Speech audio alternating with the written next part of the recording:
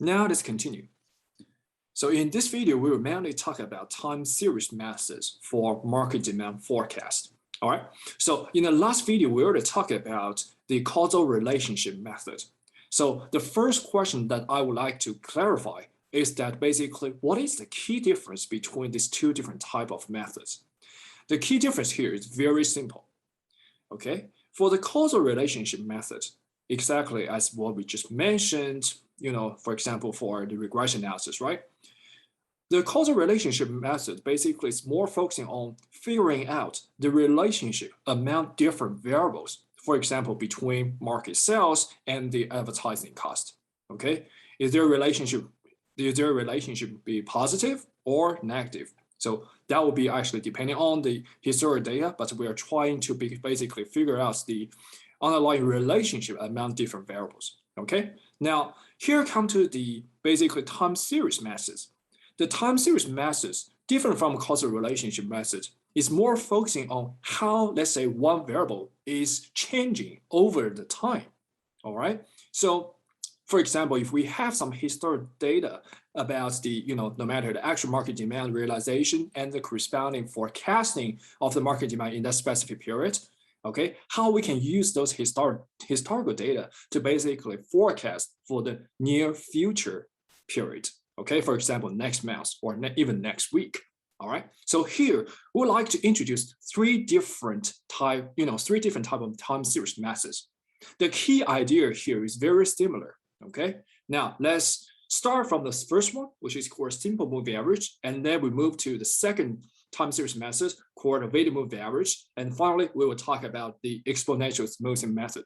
Every single method has its own characteristic, has some small difference between different methods, but keep in mind what is the key difference and how we can appropriately use every single time series method here. That's the most important thing. All right, now let's start. So we start from the simple moving average. Okay, so the simple moving average method is quite easy mathematically. All right, so here you can clearly see the equation here. Basically, as long as we already determine how many historic data that we would like to incorporate when we try to forecast for the next period, and then we just sum it up, divide by the corresponding number of the data that we already incorporate. That will give you the forecast for the next period. Okay, now let me use a quick example to illustrate this point. For example, here we try to use 3-week month average forecasting method, okay, to basically forecast the arrival of medical clinic patients in week 4. So within the table, you already see the historical data about the patient arrivals situation in the past 3 weeks. All right, so all the numbers shown here is basically corresponding to the actual patient arrivals in the past 3 weeks. Okay, now here, if the actual number of the patient arrivals in week 4 is 415, okay, what is the forecast error for week 4? Okay, so before we can even calculate the forecast error for week 4, okay, the first thing that actually we need to calculate is the forecast for week 4 itself, right? Because forecast error basically just equals to the actual patient arrival amount minus the corresponding forecast, right? We already know that in week 4, the actual patient arrival amount is 415, exactly as the information context show here, all right? However, we need to guess the forecast for week 4 by using the 3-week moving average method, okay, which is basically simple moving average by incorporating the past 3 weeks, okay, this technique to get the forecast before we calculate the forecast error here. Now, since we know we use simple moving average method in this specific example, and further we know that we would like to incorporate the past 3 weeks data, right? So that's why here, when we pick up the data that we would like to incorporate, right? Right now, since we're trying to calculate forecast for week 4, we are standing at week 4, okay? What is the past 3 weeks? We move backward, right?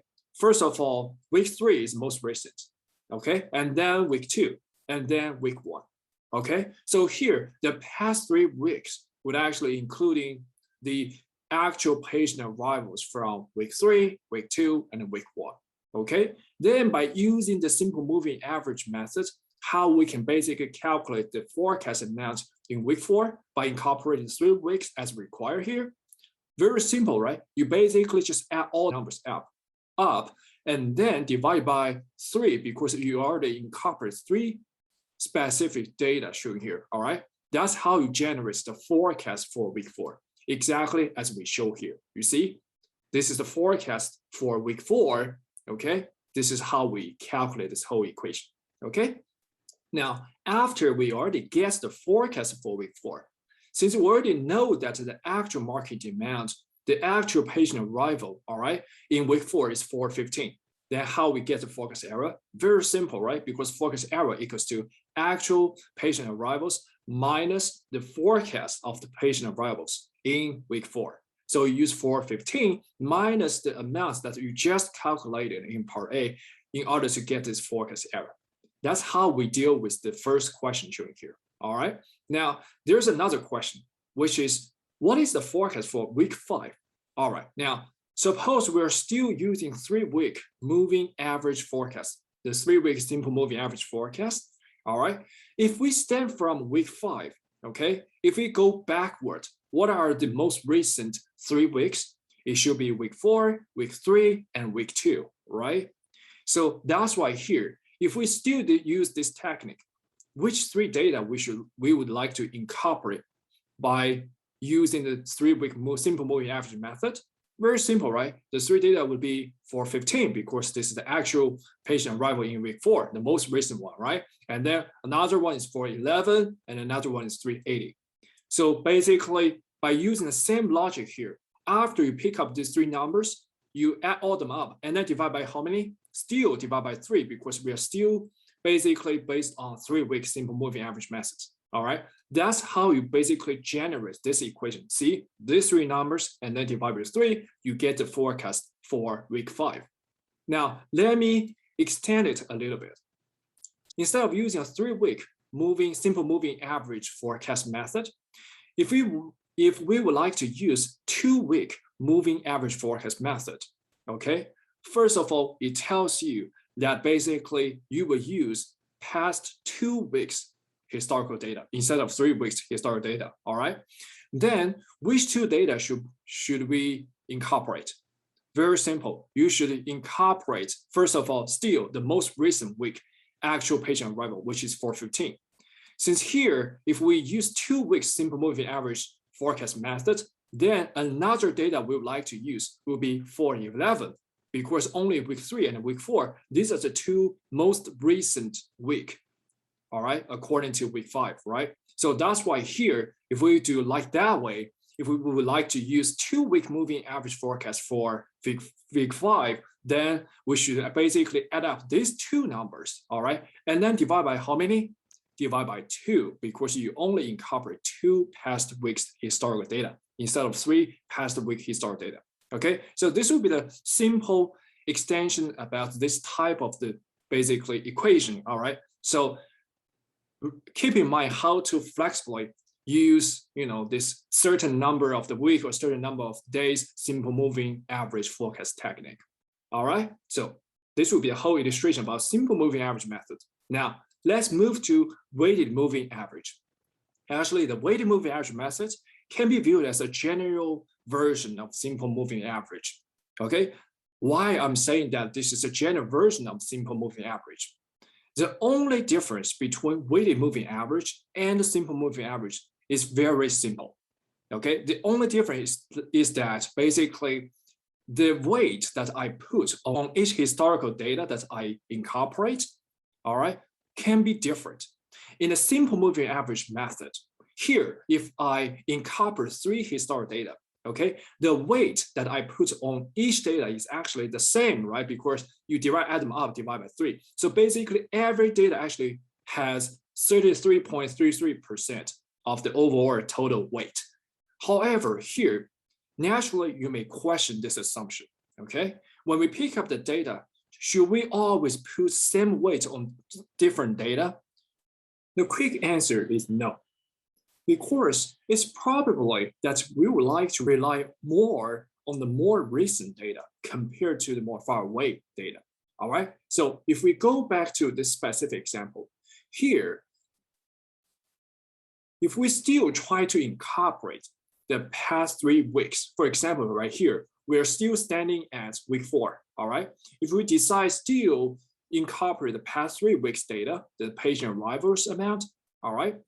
And instead of simply equivalently viewing every week's data, if we would like to put different weight on different specific amount, okay? For example, since week 3 is most recent to week 4, we would like to put 50% of the weight for this specific amount, okay? And then if we would like to take another 30% of the weight on week 2 amount, my first question is then, what is the weight that we would like to put on week 1's data?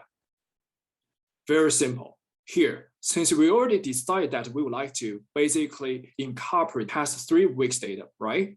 So here, since we decided that we would like to put 50% weight on the week 3 data, 30% weight on week 2 data, then the remaining weight that we would like to put on week 1 data has to be 100% minus 50% minus 30%. Basically, it's the remaining weight within the total weight, all right? So that's why here, although, okay, I may not directly tell you the weights that we would like to put on week 1 data. If I tell you that week 3 data, I would like to put 50% weight, then week 2 data, I would like to put, 30% weight. And if I tell you that we only incorporate 3 weeks data, then the remaining 20% of the weight should be automatically given to week 1 data. Okay, now, and then if we would like to use weighted moving average method, how we calculate the corresponding forecast, let's say for week 4, very simple. Since here you use 50% of the weight for week 3 data, 30% of weight for week 2 data, 20% of weight for week 1 data, okay? We simply use this amount times the corresponding weight, okay? That will give you 3 corresponding values, all right? And then you simply add all them up. That will give you the forecast for the next week, which is week 4, okay? This is exactly expressing the idea for weighted moving average method. Besides that, weighted moving average method and the simple moving average method, the key sense here is exactly the same, okay? If you have any other question, feel free to let me know. Now, let's move to exponential smoothing method. So exponential smoothing method is a little bit different way from no matter simple moving average method or weighted moving average method, all right? So definitely for this specific method, there's some advantage, but there's also some disadvantage by using exponential smoothing method. The pros and cons of using exponential smoothing method is very straightforward. First of all, exponential smoothing methods only use the most recent historical data. Okay, it's not like no matter simple moving average method or weighted moving average method to use multiple historical data. No, it's only use the most recent historical data. So the pros of using exponential smoothing method is that it doesn't actually need many data, historical data. Okay, and also it's relatively simpler. All right. However, this is also the disadvantage perspective of using exponential smoothing method. Since you only use the most recent, historical data, especially when the market demand situation is very fluctuating for your product or for a service, right? So if you only use the most recent data, you may actually lose some information that is actually incorporated within the other historical data. Okay, so that will be the quick sense about the pros and cons of exponential smoothing method. All right, now let's try to interpret the equation of the exponential smoothing method. Actually, the key idea here is very simple.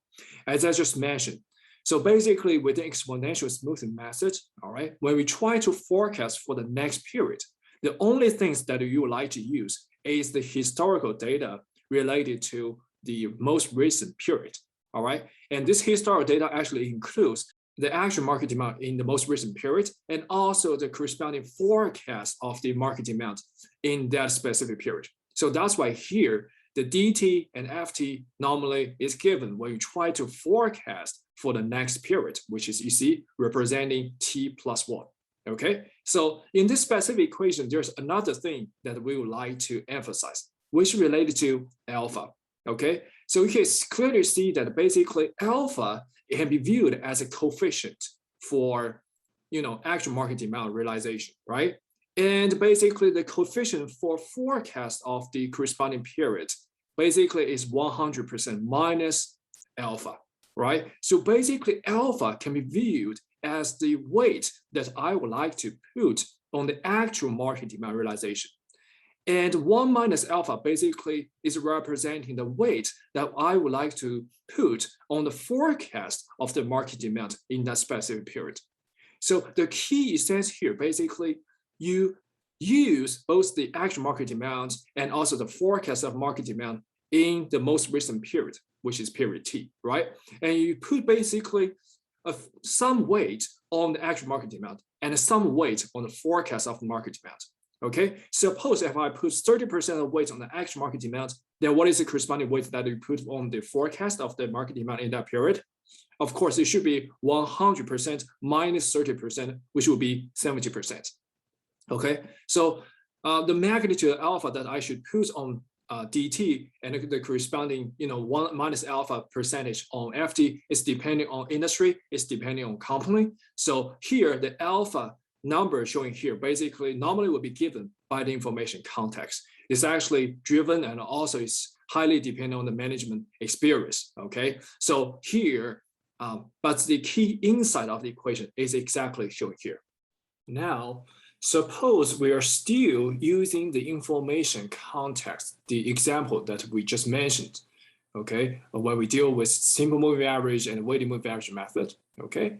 Here, instead of using those methods, if we would like to use the exponential smoothing method for the specific example, okay, if we tell you that basically right now, at the end of the week 3, okay, if we know, since we already know the actual arrival is known to be 411 patients, right? If we would like to set alpha equal 0.1 and we would like to forecast the week 4 amount by using exponential smoothing method, how we can get that, okay? So if we get back to the equation, if we would like to forecast for week 4, okay, first of all, the 3 actually parameters that we would like to get before we can calculate the forecast for week 4 is alpha, DT, and FT, okay? In a specific information context, we already know that basically DT is 411 because this is basically representing the actual market demand in week 3, right? We also know that alpha is 0.1. When alpha equals 0.1, it basically indicates that the weight that you would like to put on actual market demand realization in week 3 would be 0.1, right? And correspondingly, what is the weight that actually you would like to put on the forecast of the market demand in that specific period? It should be 0.9 because you use 1 minus 0.1, that would be 0.9, okay? So for FT, actually here, suppose we tell you that basically here, as we show here, okay? Suppose I tell you that basically the initial forecast for basically week 3 is 390, okay? If we tell you that basically F3 showing here is 390, can we calculate the corresponding value for week 4, which is F4 showing here? Very simple, right? You use 0.1 times 411 plus 0.9 times 390. Okay, so all those numbers actually are given to you. And then you just plug it into the specific equation, you get the forecast for week 4. Okay, now, which is exactly showing here as the equation. Okay, now let's move to part B. If we would like to get the forecast error within week 4, okay, if you go back to the information content at the beginning, you know that here in the information context, we tell you that basically the actual number of forecast, the patient arrival in week 4 is 415, okay? So, and then if we continue to calculate the forecast error here, that's why you see, you use the actual patient arrival amount minus the forecast amount that you just get by using exponential smoothing method, okay? That's basically how we get this forecast error for week 4, okay? Now, suppose we do one further step. If we would like to also know the forecast for week 5, still by using exponential smoothing method, how we can deal with it. Still, remember, no matter which week we are predicting, okay, as long as we are using exponential smoothing method, basically we always use the most recent, historical data. All right. Now we basically iteratively, repeatedly using this equation. Now suppose our target is already becoming F5 because we are talking about the forecast, okay, in week 5. Then what is the corresponding historical data that actually we need within this specific equation? Okay, so the historical data actually should correspond to week 4. Okay, have you known the actual market demand realization in week 4? Yes, we know it should be 415. Okay, this is given from the information context. Okay, however, do you also know the specific forecasting amounts of the market demands within week 4? Yes, you also know that. All right, this is actually the result we just get, right? We just get within part A, which is 392. Okay, which is 392. So that's why here, when we further calculate the forecast for week 5, okay, you see the weights that actually you put on no matter actual market demand and the forecast demand. Okay, it doesn't change. It's still 0.1 and 0.9 because you don't actually change the alpha value. However, right now, since you are forecast for week 5, all right, instead of week 4 showing here, right? So the actual market demand within week 4 and the actual demand and the forecast amounts within week 4, actually, they are changing correspondingly, okay? So what I'm saying here is that basically you are essentially using the same equation, but you're using it for different periods, okay? If you forecast for week 4, as part A shows, then the DT and the FT should correspond to basically the week 3's historical data, all right? But if you are trying to forecast for week 5, then the corresponding DT and FT should correspond to week 4. So, but that's why we iteratively using this equation. But the same logic showing here for exponential smoothing method. And that's how you get this, you see, the forecast for week 5, okay? Now let's continue. So we already detailedly talked about regression analysis, especially within the causal relationship method section, right? So we know that basically, as long as we know some historical data related to different variables, and we can basically explore the relationship among those variables by using regression analysis. Okay, that will help us explore the causal relationship among those variables. Okay, so here actually we can also use a regression analysis within time series data. Okay, the key sense here is very simple. All right, suppose you have the market sales data.